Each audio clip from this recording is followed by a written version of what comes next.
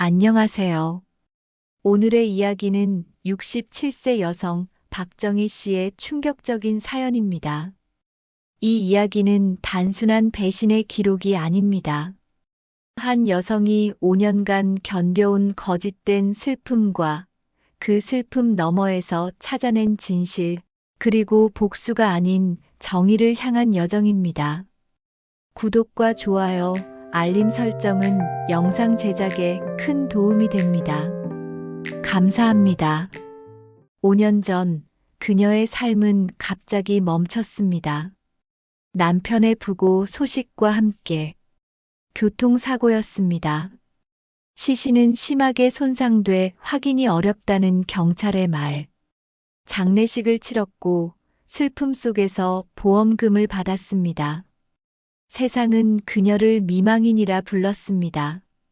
그런데 그 남자가 아직 살아 있었다면, 그리고 새 여자와 행복하게 살고 있었다면, 여러분은 어떤 기분일까요? 이것은 한 여성이 거짓 죽음 너머에서 찾아낸 진실의 이야기입니다. 남편 이상훈과 결혼한 지 38년이었습니다. 황혼이 아름다울 줄 알았습니다. 1985년 가을, 저는 28배 나이로 그와 만났습니다. 당시 그는 중견 무역회사의 영업사원이었고, 저는 은행 창구 직원이었죠. 첫 만남은 평범했습니다. 소개팅 자리에서 그는 수줍게 웃으며 말했습니다. 저는 사실 말주변이 없어요. 그래도 한 가지는 약속할게요. 평생 당신을 최고로 대할게요.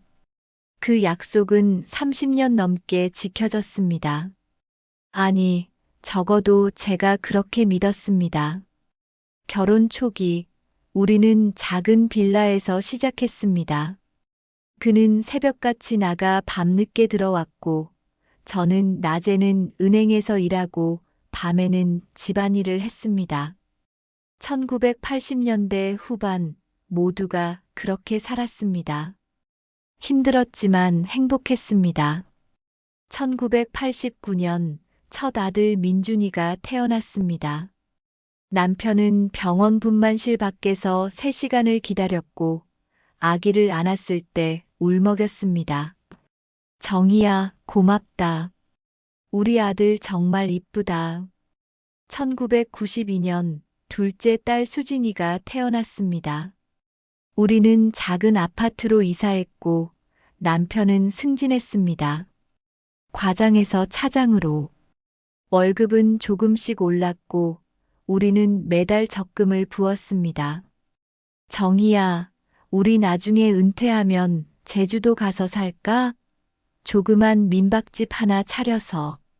남편은 그런 꿈을 자주 이야기했습니다. 저도 그 꿈을 함께 꾸었습니다. 2018년 남편이 60세가 되었습니다. 회사는 명예퇴직을 권유했습니다. 35년을 다닌 회사였습니다. 퇴직금은 1억 2천만 원. 적은 돈은 아니었지만 앞으로 20년을 더 살아야 하는 우리에게는 불안한 금액이었습니다. 괜찮아요. 우리 아이들 다 컸고 이제 우리 둘만 살면 되잖아요. 크게 쓸 일도 없어요. 저는 그렇게 위로했지만 남편의 얼굴에는 그림자가 드리워져 있었습니다. 정희야, 미안해. 내가 무능해서. 무슨 소리예요? 당신 35년 동안 열심히 일했잖아요. 하지만 남편은 변했습니다. 아침에 일어나도 어디 갈 곳이 없었습니다. TV를 보다가 잠들고 잠에서 깨면 또 TV를 켰습니다. 친구들과의 약속도 점점 피했습니다. 정희야, 나 오늘 좀 나갔다 올게. 어디 가세요? 그냥 산책. 하지만 산책치고는 너무 오래 나가 있었습니다. 저녁 8시에 나가서 새벽 2시에 들어오는 산책이 어디 있습니까? 전화를 걸면 받지 않았습니다. 문자를 보내도 답이 없었습니다. 집에 돌아온 남편은 술 냄새를 풍겼고 제 눈을 마주치지 못했습니다. 당신 무슨 일 있어요? 나한테 말해봐요. 아니야. 아무것도 아니야. 그냥 친구들 만나고 왔어. 거짓말이었습니다. 남편의 눈빛이 말해주고 있었습니다. 2019년 3월 남편은 작은 사업을 시작했습니다. 중고차 매매였습니다. 퇴직금 중 3천만 원을 투자했죠. 저는 반대했습니다. 당신 차에 대해 뭘 알아요? 그쪽은 전문가들도 어려워하는 분야라고요. 걱정 마. 친구가 다 알려준대. 나도 공부 많이 했어. 하지만 6개월 만에 사업은 망했습니다. 투자한 돈은 한 푼도 돌려받지 못했습니다. 사기를 당한 것이었습니다. 그날 밤 남편은 처음으로 제 앞에서 울었습니다. 정희야, 나 이제 어떡하지? 나 진짜 쓸모없는 인간이야. 아니에요. 당신 잘못이 아니에요. 그 사람들이 나쁜 거예요. 하지만 남편은 고개를 저었습니다. 다 내 탓이야. 내가 욕심을 부렸어. 나이 들어서도 뭔가 해보려고. 그때부터였습니다. 남편이 정말로 이상해진 건 2019년 9월부터 남편은 집을 자주 비웠습니다. 정희야, 나 며칠 친구 집에 다녀올게. 무슨 친구요? 대학 동기. 부산에 사는데 거기서 일자리 좀 알아볼 수 있을 것 같아. 부산까지요? 당신 나이에 새로 일을. 괜찮아. 걱정 마. 남편은 일주일에 한두 번씩 집을 비웠습니다. 전화는 여전히 받지 않았습니다. 문자로만 짧게 괜찮아라고 답했습니다. 저는 불안했습니다. 아들 민준이에게 전화했습니다. 민준아, 아빠 요즘 이상해. 자꾸 집을 비우고 전화도 안 받고. 엄마, 아빠도 스트레스 많으시겠어요. 좀 지켜봐요. 남자들은 원래 그래요. 힘들 때 혼자 있고 싶어 하잖아요. 딸 수진이도 비슷하게 말했습니다. 엄마, 아빠 존중해드려요. 평생 일만 하다가 갑자기 아무것도 안 하니까 힘드시겠어요. 아이들 말이 맞는 것 같았습니다. 저는 남편을 기다리기로 했습니다. 2019년 11월 23일 토요일, 남편은 새벽 6시에 집을 나갔습니다. 정희야, 나 오늘 부산 갔다 올게. 친구가 괜찮은 일거리 하나 알아봤대. 조심해서 다녀와요. 응. 사랑해. 그게 남편이 제게 한 마지막 말이었습니다. 2019년 11월 25일 월요일 오전 10시. 전화벨이 울렸습니다. 모르는 번호였습니다. 여보세요? 박정혜 씨 맞으시죠? 이상훈 씨 부인 되시나요? 남자의 목소리는 무겁고 침착했습니다. 경찰이었습니다. 네, 맞는데요. 무슨 일이세요? 부인께 안타까운 소식을 전해드려야 할 것 같습니다. 어제 오후 3시경 경남 하동군 산간도로에서 교통사고가 발생했습니다. 차량이 낭떠러지 아래로 추락했고 순간 숨이 멎었습니다. 남편 차량 번호가 45허 3827 맞으시죠? 신분증을 확인한 결과 이상훈 씨로 확인됩니다. 저희 남편이 어떻게 됐어요? 부인 현장에서 사망하셨습니다. 유감입니다. 전화기가 손에서 떨어졌습니다. 세상이 무너지는 소리가 들렸습니다.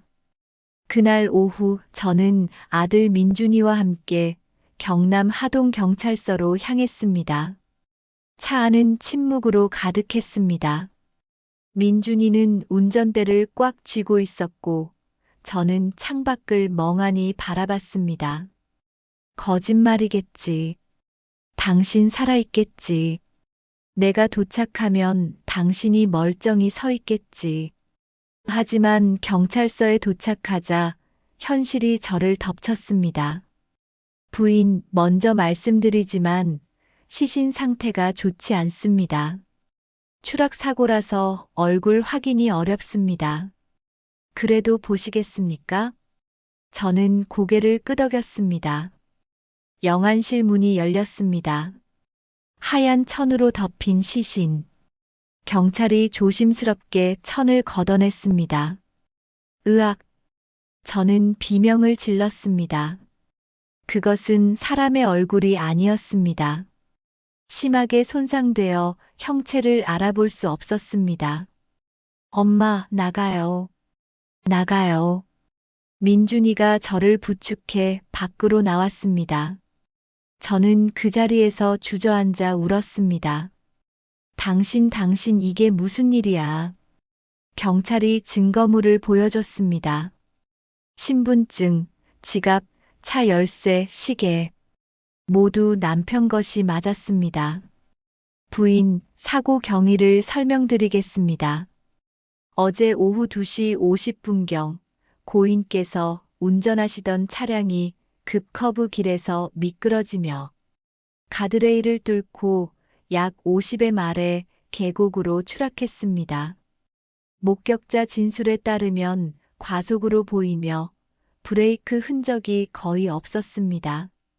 과속? 우리 남편은 운전 조심하는 사람이에요. 과속 같은 거 안 해요. 부인, 블랙박스 영상을 확인한 결과 시속 약 110km로 주행 중이었습니다. 제한 속도는 60km입니다. 왜 그렇게 빨리 달렸을까요? 무슨 일이 있었던 걸까요? 3일장을 치렀습니다. 친척들이 모였고 친구들이 왔습니다. 회사 동료들도 조문을 왔습니다. 모두가 고개를 숙이고 위로했습니다. 고인의 명복을 빕니다. 언니, 힘내세요. 엄마, 울지 마세요. 아빠, 하늘에서 보고 계세요. 하지만 저는 울 수가 없었습니다. 아니, 울고 있는데도 눈물이 나오지 않았습니다. 마치 제 감정이 얼어붙은 것 같았습니다. 관 속에는 시신 대신 남편의 사진과 옷까지만 넣었습니다. 얼굴을 확인할 수 없었기 때문입니다. 장례식장 벽에 걸린 남편의 영정사진. 5년 전에 찍은 사진이었습니다. 환하게 웃고 있는 모습. 그 미소가 저를 괴롭혔습니다. 당신, 왜 그렇게 웃고 있어요? 왜 나를 두고 혼자 떠났어요? 장례식이 끝나고 남편은 화장되어 납골당에 안치되었습니다. 저는 묘비에 이렇게 새겼습니다. 사랑하는 남편 이상훈, 영원히 그리울 사람. 그날 밤 저는 빈집으로 돌아왔습니다. 남편의 슬리퍼가 현관에 그대로 있었습니다. 남편의 칫솔이 욕실에 있었습니다. 남편의 옷이 옷장에 걸려 있었습니다. 하지만 남편은 없었습니다. 장례를 치른 지 한 달 후 보험회사에서 연락이 왔습니다. 부인, 고인께서 가입하신 종신보험과 상해보험 총 5억 5천만 원을 지급해드립니다. 5억 5천만 원. 남편이 10년 넘게 매달 보험료를 납부한 결과였습니다. 사망보험금 수익자는 저였습니다. 돈이 통장에 입금되었을 때 저는 멍하니 숫자를 바라봤습니다. 이게 당신 값이야? 38년을 함께 산 당신이 5억 5천만 원. 돈은 생겼지만 마음은 텅 비었습니다. 친구들은 말했습니다. 정희야, 그래도 보험금이라도 있어서 다행이야. 혼자 살아가려면 돈이 필요하잖아. 맞는 말이었습니다. 하지만 저는 그 돈을 하나도 쓸 수가 없었습니다. 남편의 목숨값이라고 생각하니 더더욱 건드릴 수가 없었어요. 하지만 이상한 느낌이 들었습니다. 마치 뭔가 잘못되어 가는 것 같은 설명할 수 없는 불안감. 2020년, 2021년, 2022년. 세상은 흘러갔지만 저는 멈춰 있었습니다. 아침에 일어나면 남편의 빈자리가 보였습니다. 아침 식사를 하면서도 혼잣말을 했습니다. 당신, 오늘 날씨 좋네요. 산책하기 딱 좋은데. 대답은 없었습니다. 마트에 가면 남편이 좋아하던 음식을 자동으로 집었습니다. 계산대에 가서야 깨달았습니다. 아, 이제 필요 없구나. 친구들이 모임에 불렀습니다. 처음엔 나갔습니다. 하지만 모두가 남편과 함께 왔고 저만 혼자였습니다. 정희야, 괜찮아? 응, 괜찮아. 거짓말이었습니다. 괜찮지 않았습니다. 명절에는 아이들이 찾아왔지만 며칠 있다가 떠났습니다. 집은 다시 고요해졌습니다. 저는 남편의 묘를 일주일에 한 번씩 찾아갔습니다. 묘비 앞에 앉아서 중얼거렸습니다. 당신, 나 혼자 살기 힘들어요. 왜 날 두고 혼자 갔어요? 바람만 대답했습니다. 2022년 가을, 저는 우울증 진단을 받았습니다. 약을 먹기 시작했습니다. 잠을 자기 위해, 살기 위해. 세상 사람들은 저를 과부라고 불렀습니다. 미망인이라고 불렀습니다. 저는 그 단어들이 싫었습니다. 마치 제가 온전한 사람이 아닌 것처럼 느껴졌습니다. 2023년 여름, 이상한 일들이 시작되었습니다. 어느 날 남편의 휴대폰 요금 청구서가 집으로 날아왔습니다. 남편이 죽은 지 거의 4년이 지난 시점이었습니다. 이게 뭐지? 통신사에서 착오한 건가? 저는 통신사에 전화했습니다. 고객님, 해당 번호는 현재 사용 중입니다. 그럴 리가 없어요. 제 남편 번호인데 남편은 4년 전에 사망했어요. 저희 기록상으로는 계속 사용 중으로 나오는데요. 혹시 명예 도용 가능성이 있으니 경찰에 신고하시는 게 좋을 것 같습니다. 명예 도용? 그럼 누군가 남편의 이름을 도용하고 있다는 건가? 저는 경찰에 신고했습니다. 하지만 경찰은 큰 관심을 보이지 않았습니다. 부인, 이런 경우 대부분 통신사 시스템 오류입니다. 먼저 통신사에 해지 요청하시고, 그래도 안 되면 다시 연락 주세요. 그래서 저는 그 문제를 잊었습니다. 하지만 2달 후 또 이상한 일이 생겼습니다. 은행에서 연락이 왔습니다. 고객님, 남편분 명의로 되어 있는 대출 연체가 발생했습니다. 대출이요? 그럴 리 없어요. 남편은 4년 전에 사망했어요. 그렇다면 사망 신고하셨을 때 은행에도 알리셨어야 하는데요. 네, 당연히 알렸죠. 계좌도 다 정리했어요. 저희 기록에는 2022년 5월에 신규 대출이 실행된 것으로 나와 있습니다. 2022년 5월, 남편이 죽은 지 3년 후. 이건 뭔가 잘못됐어. 저는 다시 경찰서를 찾아갔습니다. 이번엔 좀 더 심각하게 받아들여졌습니다. 부인 명예 도용 사건으로 보입니다. 조사해 보겠습니다. 하지만 조사는 진행이 더뎠습니다. 몇 달이 지나도 아무런 진전이 없었습니다. 저는 불안했습니다. 누군가 내 남편의 이름을 도용하고 있다. 왜? 무슨 목적으로? 2024년 4월 12일 금요일 오후 2시. 전화벨이 울렸습니다. 또 모르는 번호였습니다. 여보세요? 박정혜 씨 맞으시죠? 혹시 이상훈 씨 부인 되시나요? 여자 목소리였습니다. 젊은 목소리. 네, 그런데요. 남편은 5년 전에 사망했습니다만 그분이 살아계십니다. 지금 심장이 멎었습니다. 뭐라고요? 이상훈 씨, 지금 부산 해운대에 계십니다. 제가 병원 간호사인데요. 환자 보호자 등록 과정에서 확인했습니다. 신분증 번호, 생년월일 모두 일치합니다. 장난치시는 거 아니죠? 장난 아닙니다. 사실 제가 이렇게 연락드리는 것도 규정 위반이지만 뭔가 이상해서요.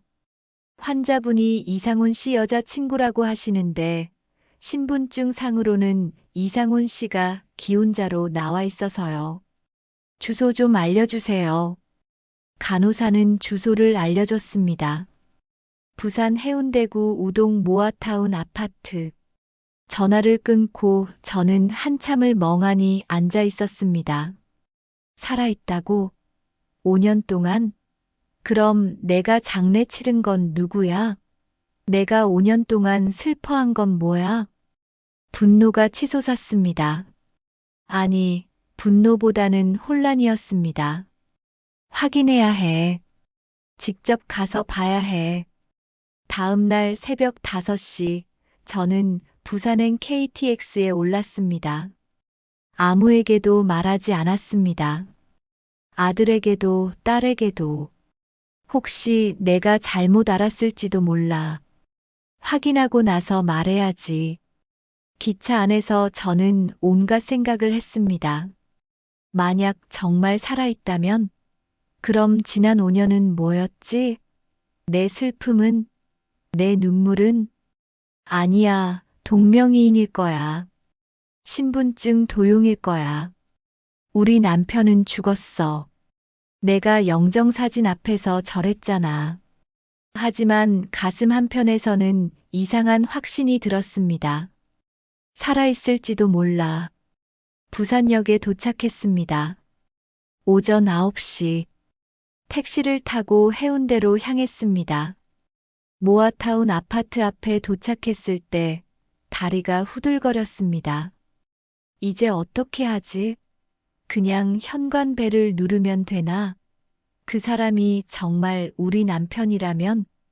고민하다가 아파트 경비실로 갔습니다. 저기요, 1503호에 사는 분 성함이 어떻게 되나요? 이상훈 씨요. 왜요? 심장이 쿵쾅거렸습니다. 아, 친척인데 확인 좀 하려고요.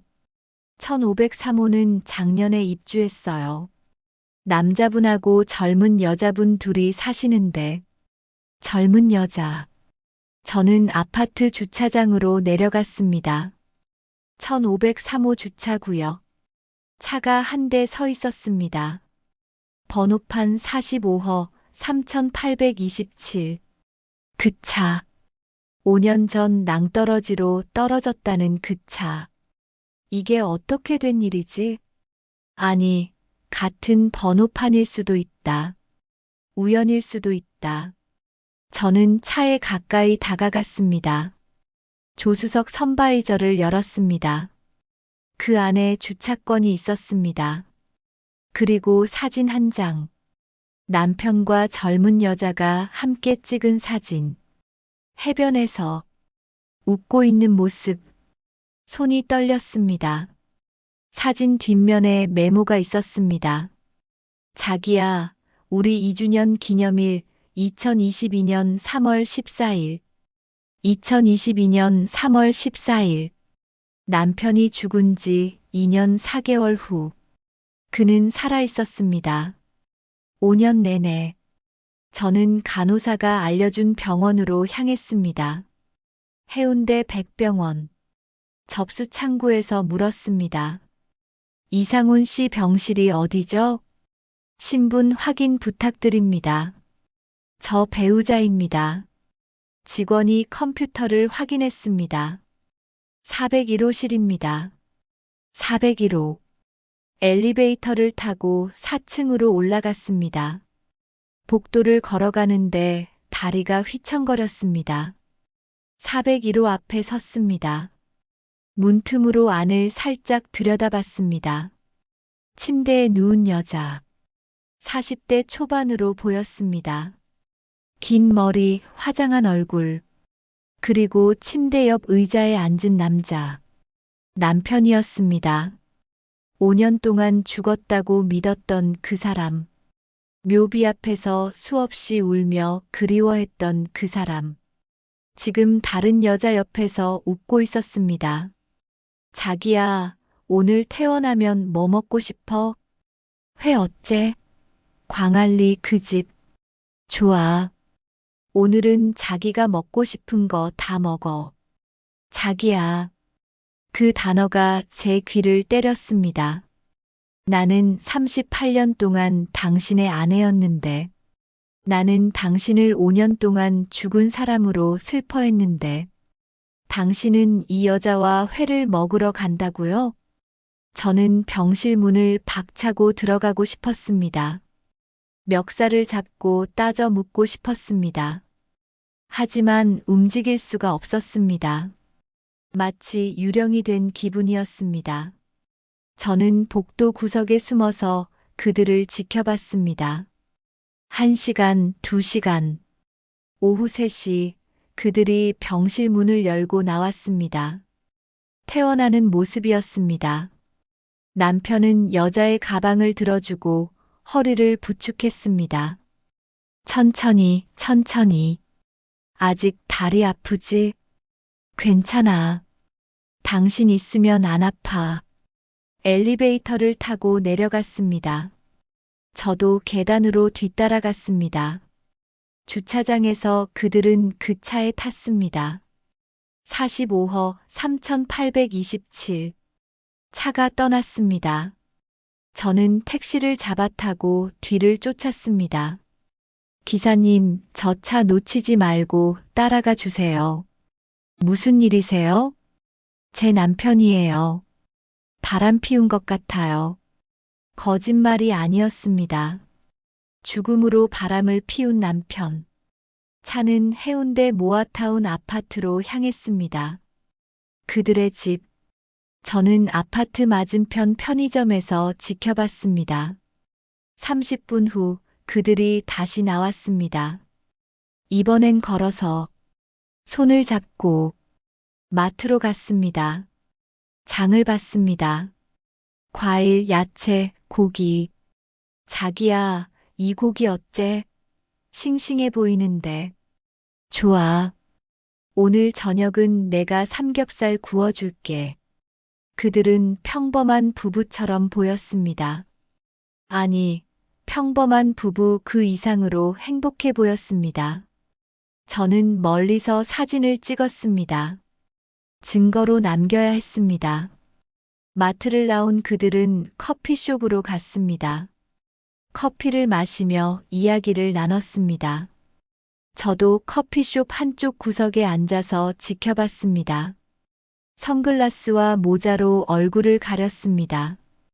고마워. 병원에서 매일 와줘서. 당연하지. 내 여자인데. 나 같은 여자 만나서 힘들지? 나이도 많고. 무슨 소리야. 나이가 뭐가 중요해. 나는 너를 사랑해. 너를 사랑해. 38년 전 그 사람이 제게 했던 말이었습니다. 이제는 다른 여자에게 하고 있었습니다. 분노가 치솟았습니다. 슬픔이 밀려왔습니다. 배신감이 가슴을 찢었습니다. 하지만 저는 울지 않았습니다. 울 수가 없었습니다. 증거를 모아야 해. 감정에 휘둘리면 안 돼. 저녁 7시 그들은 아파트로 돌아갔습니다. 저는 근처 모텔에 방을 잡았습니다. 그리고 계획을 세우기 시작했습니다. 다음 날부터 저는 본격적인 감시를 시작했습니다. 새벽 6시에 일어나 아파트 주변을 배회했습니다.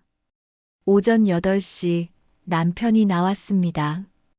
운동복 차림, 조깅을 하러 가는 모습.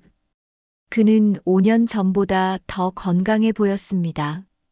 얼굴에는 생기가 돌았습니다. 오전 10시 여자가 나왔습니다. 마트로 갔습니다. 장을 봤습니다. 저는 조금 떨어져서 따라갔습니다. 그녀의 얼굴을 자세히 봤습니다. 예쁘진 않았지만 정돈된 인상이었습니다. 옷차림은 화려했습니다. 명품 가방을 들고 있었습니다. 오후에는 그들이 함께 커피숍에 갔습니다. 매일 같은 커피숍이었습니다. 단골인 듯 했습니다.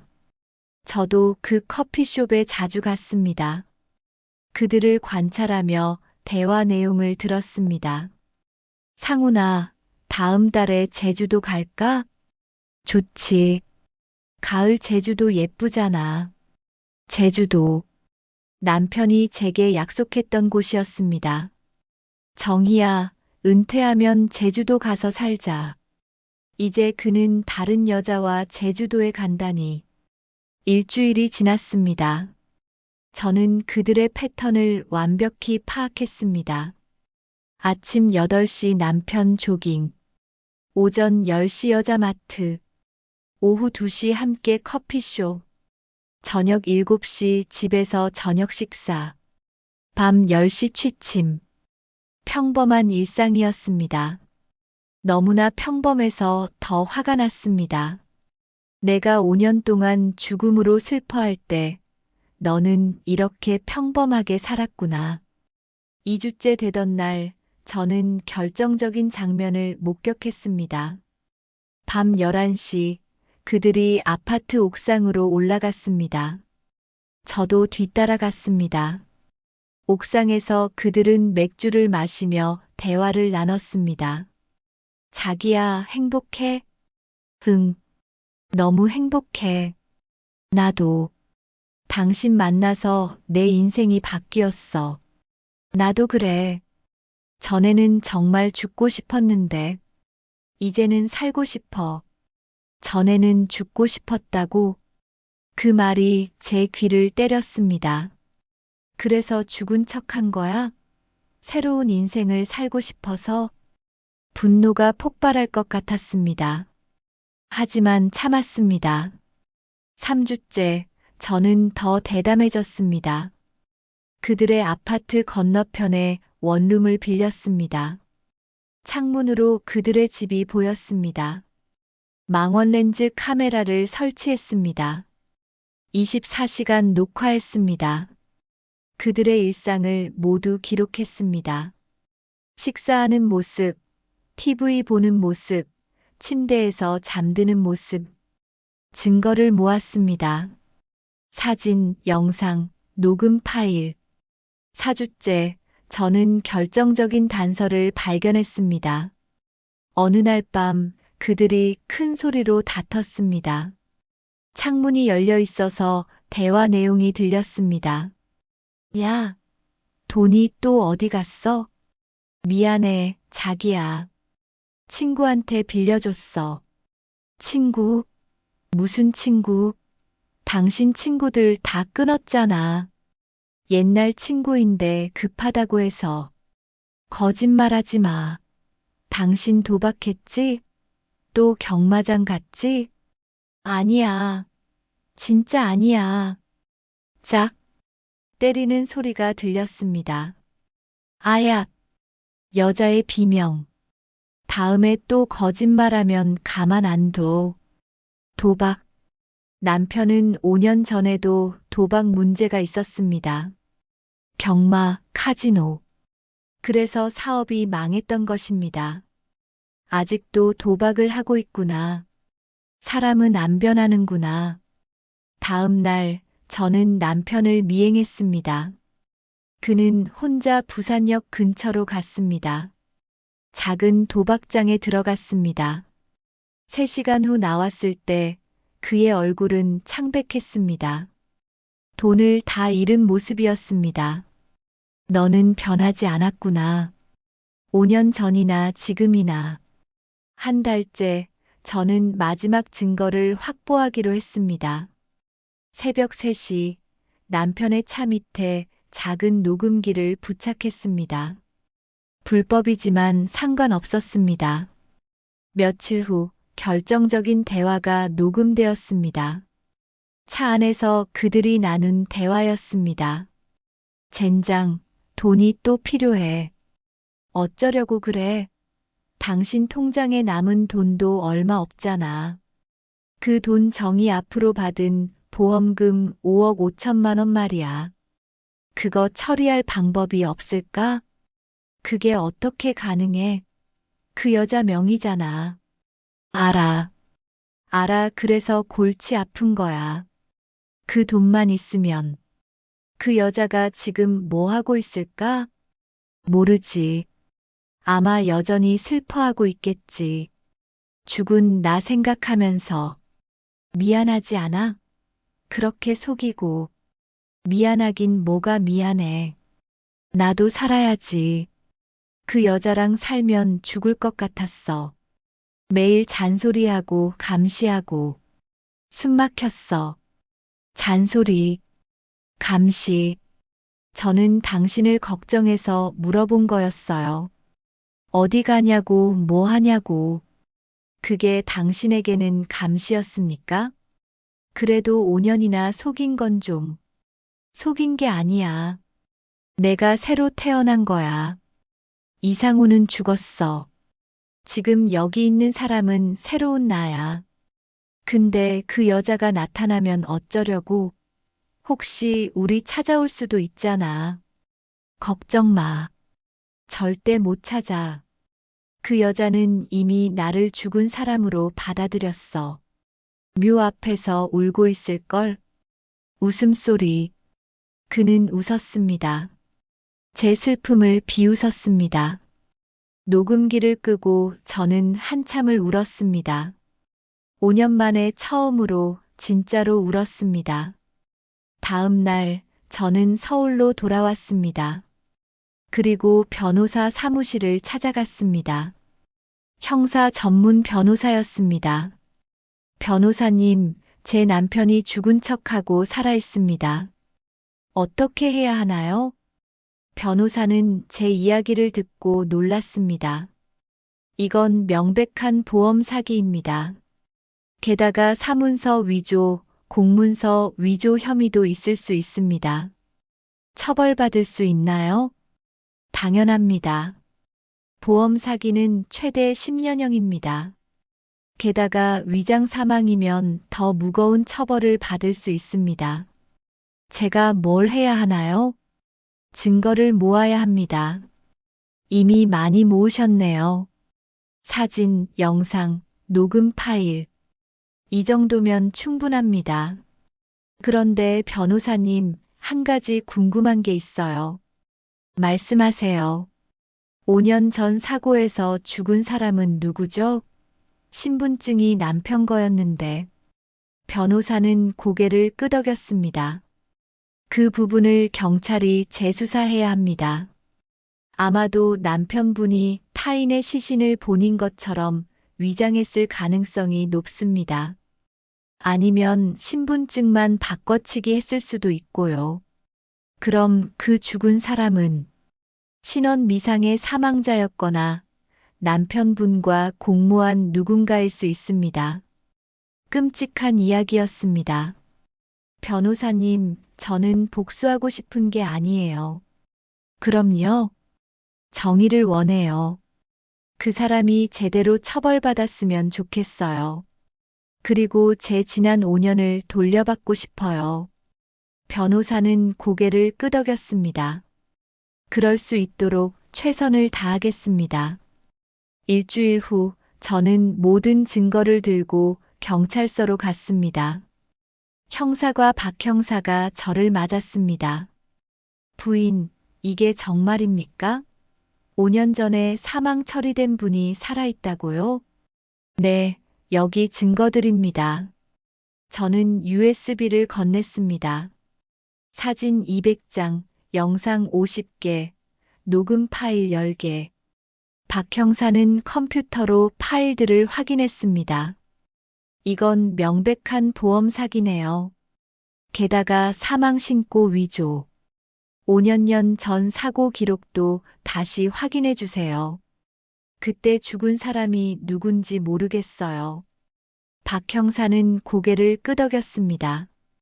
알겠습니다. 당시 사고 기록을 재조사하겠습니다. 일주일 후 박 형사에게서 연락이 왔습니다. 부인, 충격적인 사실을 발견했습니다. 무엇인가요? 5년 전 사고 현장에서 발견된 시신은 신원 미상의 노숙자였습니다. 네. 당시 경찰이 신분증만 확인하고 얼굴 확인을 제대로 안 했습니다. 시신 상태가 너무 심해서요. 남편분이 그 노숙자의 시신에 본인 신분증을 끼워 넣은 겁니다. 끔찍했습니다. 그럼 그 노숙자는 이미 다른 사건으로 사망한 시신이었을 겁니다. 남편분이 어떻게든 구해서 본인 차에 태운 뒤 낭떠러지로 밀어버린 거죠. 살인도 저지른 건가요? 아니요. 이미 죽은 시신을 이용한 겁니다. 하지만 시신 은닉, 사문서 위조 등 여러 혐의가 추가됩니다. 저는 숨이 막혔습니다. 당신은 그렇게까지 해서 나를 속인 거예요? 다음 날 보험회사에서 연락이 왔습니다. 부인, 경찰로부터 통보받았습니다. 이건 명백한 보험 사기입니다.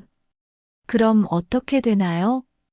보험금 5억 5천만 원을 회수하고 남편분을 형사 고소할 예정입니다.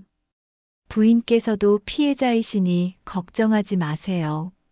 제가 받은 돈은 그건 부인 잘못이 아닙니다. 속아서 받은 거니까요. 저희가 남편분에게 직접 청구할 겁니다. 조금 안심이 되었습니다. 가장 힘든 일은 아이들에게 알리는 것이었습니다. 저는 아들 민준이와 딸 수진이를 불렀습니다. 애들아, 엄마가 할 말이 있어. 무슨 일이에요, 엄마? 너희 아빠 살아있어. 엄마, 무슨 소리예요? 아빠는 5년 전에 돌아가셨잖아요. 아니야. 살아있어. 부산에서 다른 여자랑 살고 있어.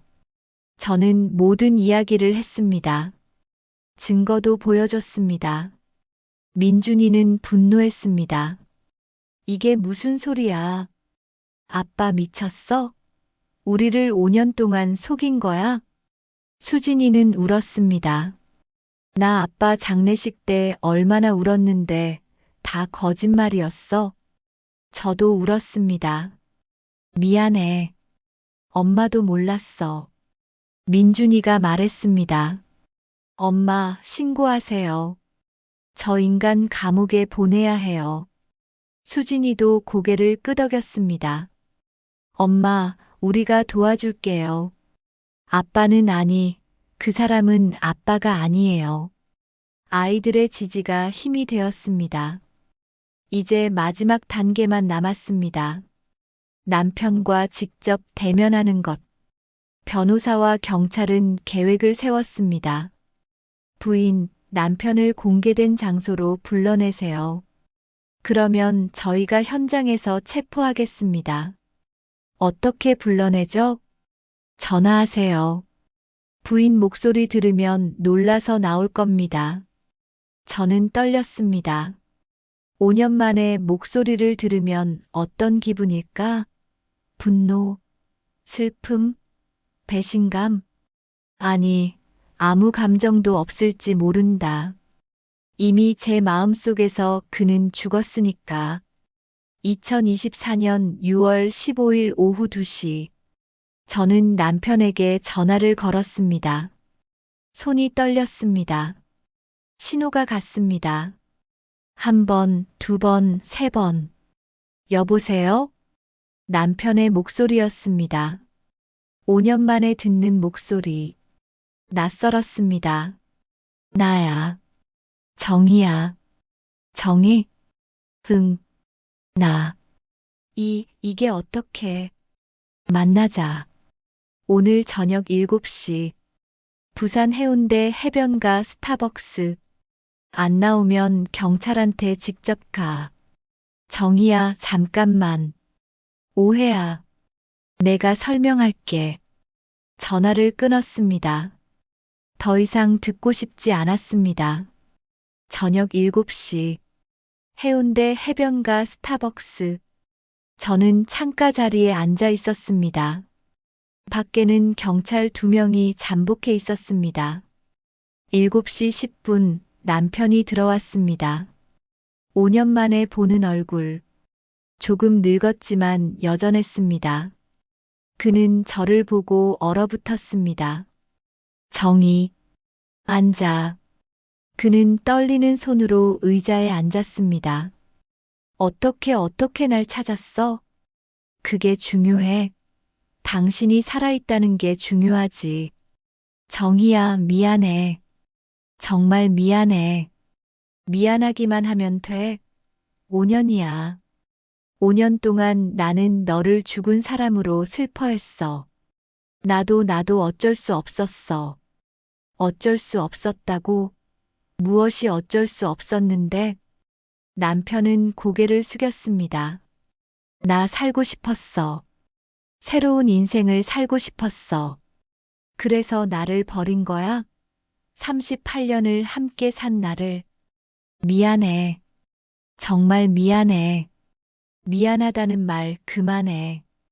그 말은 의미 없어. 저는 녹음 파일을 재생했습니다. 차 안에서의 대화. 그 여자랑 살면 죽을 것 같았어. 매일 잔소리하고 감시하고. 숨 막혔어. 남편의 얼굴이 하얗게 변했습니다. 이건 네 목소리야. 네가 한 말이야. 정희야. 나는 당신이 행복하게 살기를 바랐어. 당신이 걱정돼서 물어본 거였어. 그게 감시였어? 남편은 대답하지 못했습니다. 너는 나를 죽였어. 5년 동안 나는 미망인으로 살았어. 세상 사람들이 나를 불쌍하게 봤어. 나도 나를 불쌍하게 봤어. 정희야, 제발. 하지만 너는 행복하게 살았지. 새 여자와 함께. 내 슬픔 위에서. 남편이 울기 시작했습니다. 정희야, 나 용서해줘. 나 정말 미쳤던 거야. 그때는 너무 힘들어서. 힘들었다고? 나는 안 힘들었을 것 같아?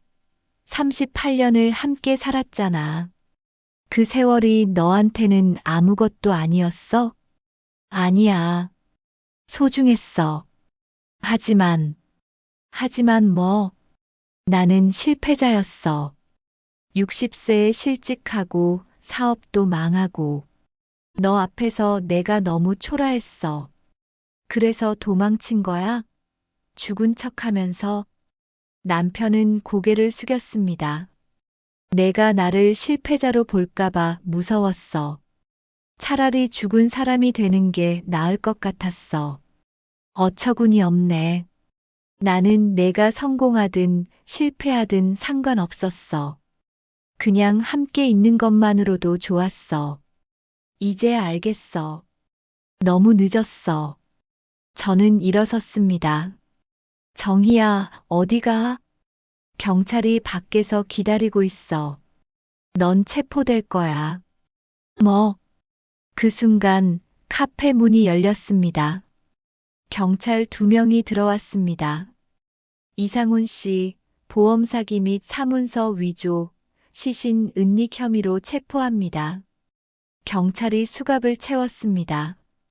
정희야, 제발, 한 번만 용서해줘. 남편이 절규했습니다. 저는 고개를 저었습니다. 미안하지만 이건 용서의 문제가 아니야. 정의의 문제야. 정희야. 저는 뒤돌아 나왔습니다. 카페 밖 해변에는 석양이 지고 있었습니다. 붉은 노을이 바다를 물들였습니다. 눈물이 흘렀습니다. 슬픔 때문이 아니었습니다. 해방감 때문이었습니다. 이제 끝났구나. 다음 날 저는 그 여자를 만나기로 했습니다. 아파트 앞에서 그녀를 기다렸습니다. 오전 10시 그녀가 나왔습니다. 저기요. 그녀가 놀라서 뒤돌아봤습니다. 누구세요? 이상훈 씨 아내입니다.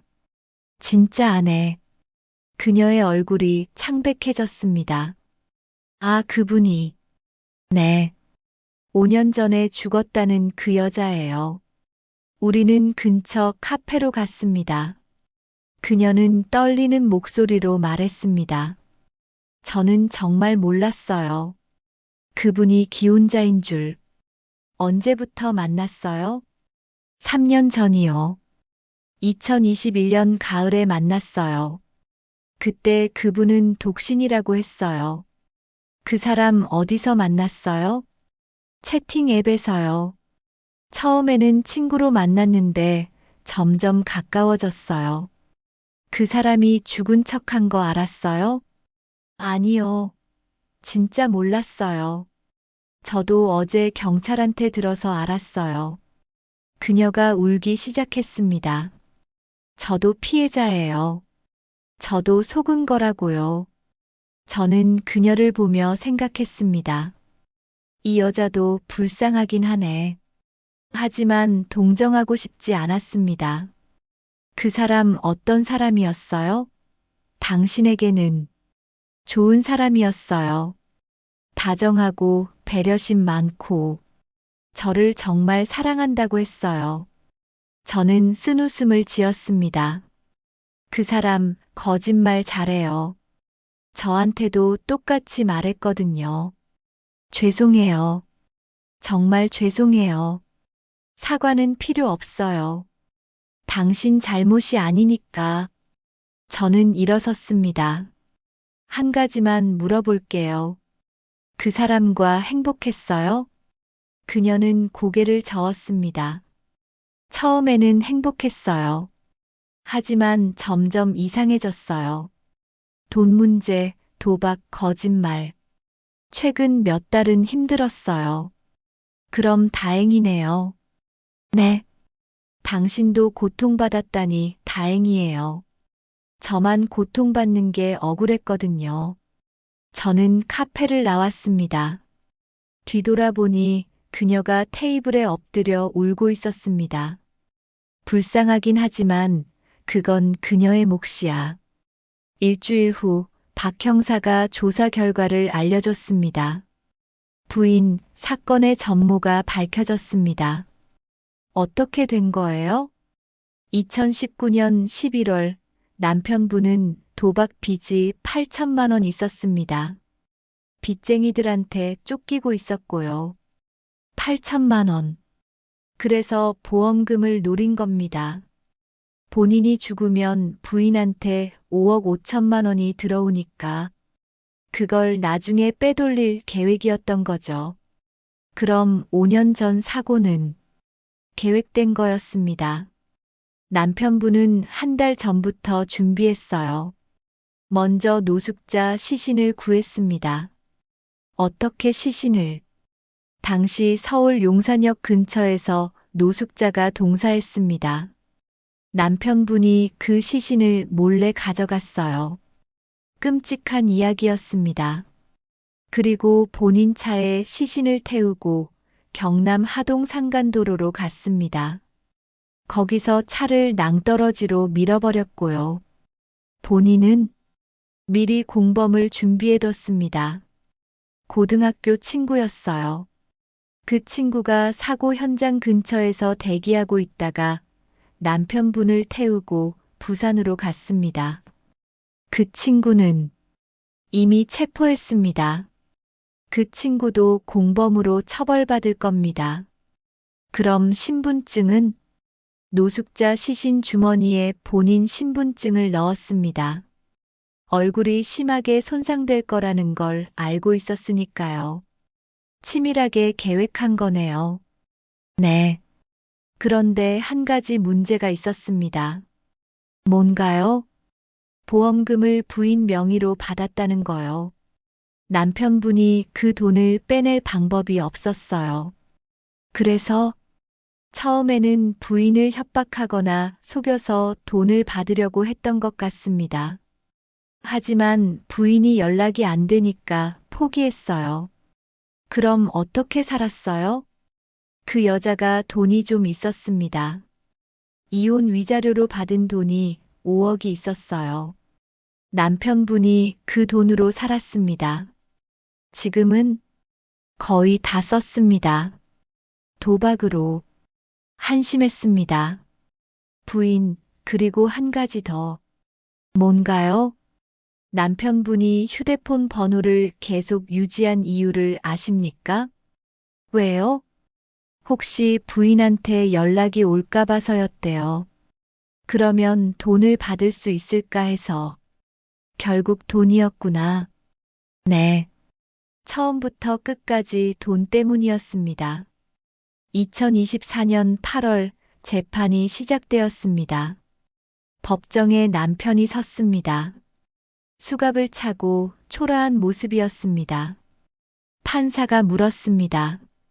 피고인 혐의를 인정합니까? 네, 인정합니다.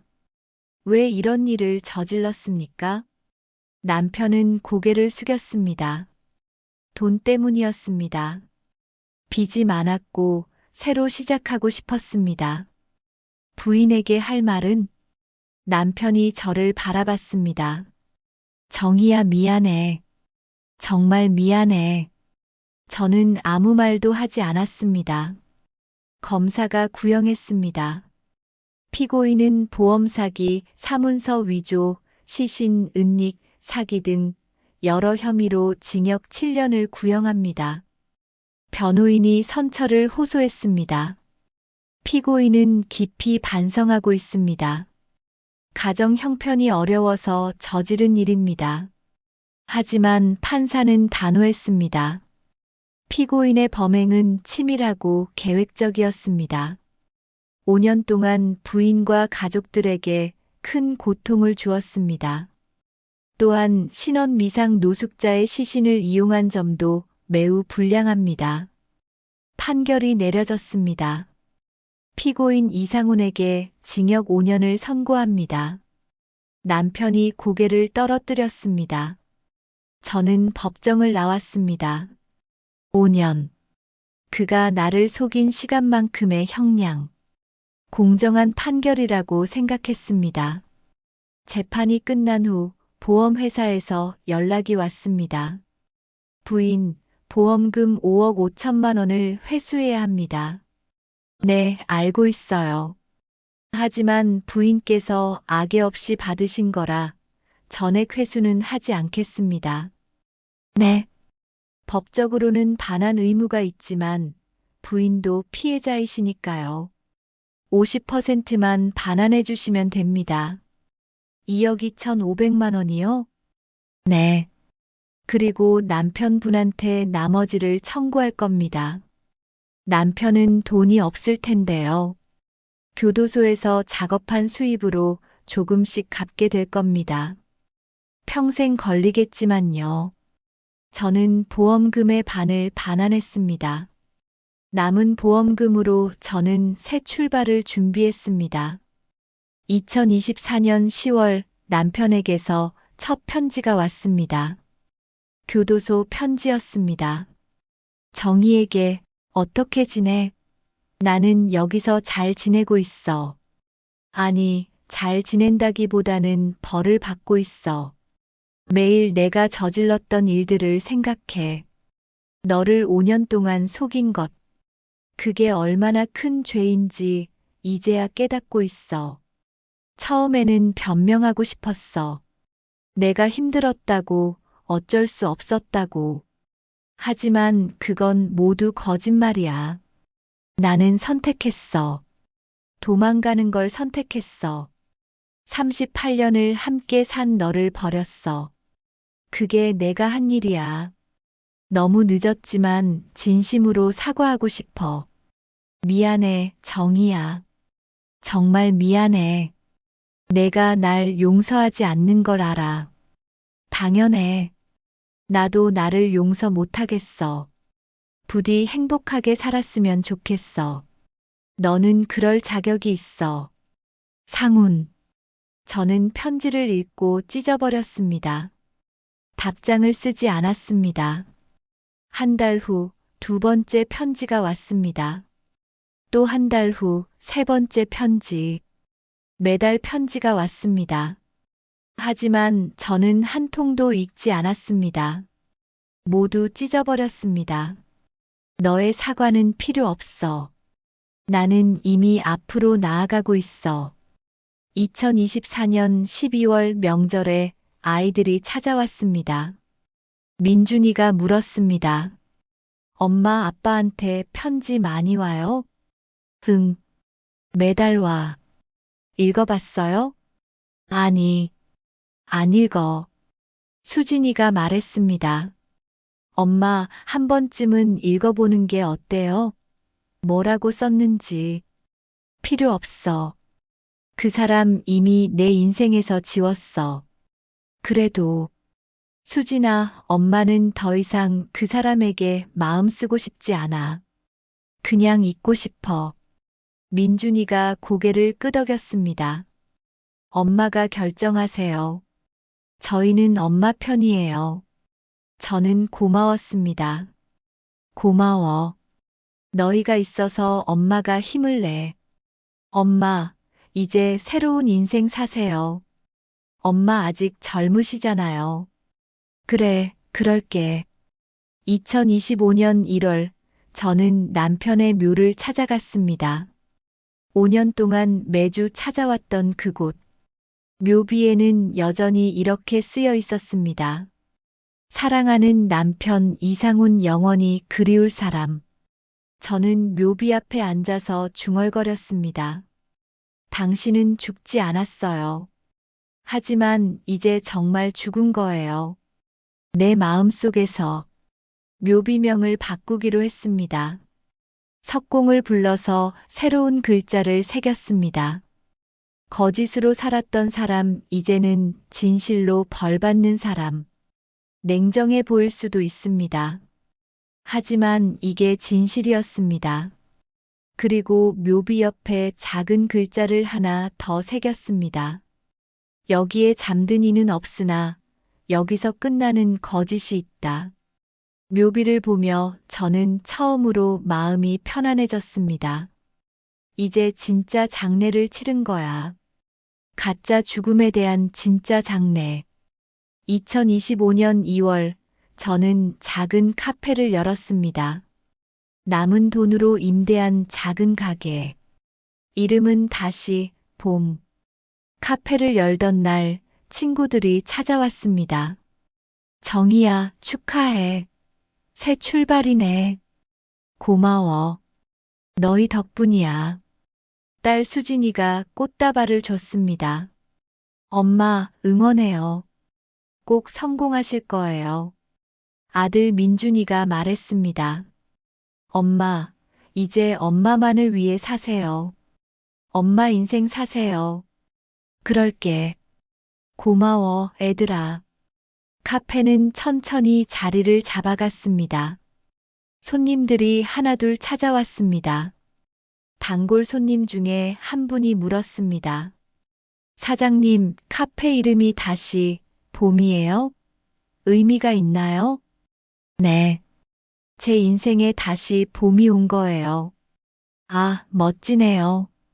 저는 웃었습니다. 정말로 봄이 온 것 같았습니다. 긴 겨울이 끝나고 2026년 4월 카페는 이제 제법 알려졌습니다. 동네 사람들이 자주 찾아왔습니다. 어느 날 한 남자 손님이 들어왔습니다. 60대 초반 단정한 인상. 아메리카노 한 잔 주세요. 네, 잠시만요. 커피를 만들어 드렸습니다. 맛있네요. 여기 자주 와도 되겠어요. 감사합니다. 그 남자는 그날 이후로 자주 찾아왔습니다. 한 달이 지났을 때 그가 말했습니다. 사장님, 혹시 점심 같이 하시겠어요? 순간 망설여졌습니다. 나는 아직 기혼자야. 법적으로는. 하지만 민준이가 말했던 게 떠올랐습니다. 엄마, 이혼 소송하세요. 더 이상 그 사람이랑 부부일 이유 없잖아요. 맞는 말이었습니다. 죄송하지만 저는 아직 기혼자예요. 아, 그러시구나. 죄송합니다. 아니에요. 하지만 곧 이혼할 예정이에요. 그럼 그때 다시 여쭤봐도 될까요? 저는 웃었습니다. 생각해 볼게요. 2026년 6월 이혼 소송을 시작했습니다. 변호사가 말했습니다. 남편분이 동의하면 쉽게 끝납니다. 동의 안 하면 조금 길어질 수 있어요. 동의 안 할 것 같은데요. 그래도 소송해야 합니다. 부인의 새 인생을 위해서라도. 교도소에 이혼 소송 서류를 보냈습니다. 한 달 후 남편이 답변서를 보내왔습니다. 이혼에 동의합니다. 정희, 행복하세요. 의외로 쉽게 동의했습니다. 2026년 8월 이혼이 확정되었습니다. 38년의 결혼이 공식적으로 끝났습니다. 법원 앞에서 이혼 판결문을 받아들고 저는 깊게 숨을 쉬었습니다. 이제 정말 자유야. 이혼 후 저는 다시 묘를 찾아갔습니다. 묘비를 완전히 새로 만들었습니다. 이번에는 이렇게 새겼습니다. 여기는 빈 무덤이다. 잠든 이도 없고 슬퍼할 이도 없다. 다만 거짓이 묻혔고 진실이 살아났다.